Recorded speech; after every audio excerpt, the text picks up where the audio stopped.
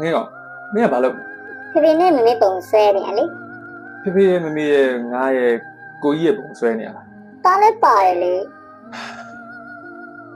ညီလေးတကယ်တော့မင်းကိုဖေဖေနဲ့မမေရဲ့မွေးစားထားတာပေါ့ဟဲ့ဘာလို့ရှောက်ပြော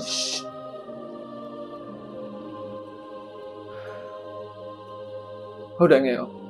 သူပြောတာအမှန်ပဲကျာ ဗျာ ဖေဖေနဲ့မမေကမင်းကိုပြောပြထားဘူးလားဟောပြောလိုက်တယ်ချင်းတယ် တောက်မလိမ့်နဲ့နော် ဘာလို့လင်ရမှာလဲမင်းရုပ်လည်းမင်းမှန်နဲ့ပြန်ကြည့်အောင်ငါတို့နှစ်ယောက်နဲ့တူမှမတူဘူးဖိုတို Ebony နဲ့မှလည်းငါတို့ပုံတွေတွေ့ရမလားမင်းပုံရှိမှမရှိဘူး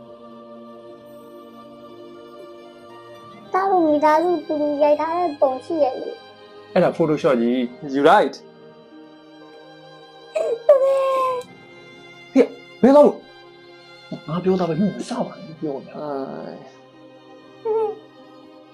တာဘာဖြစ်လို့ ဟာငွေသားတာလို့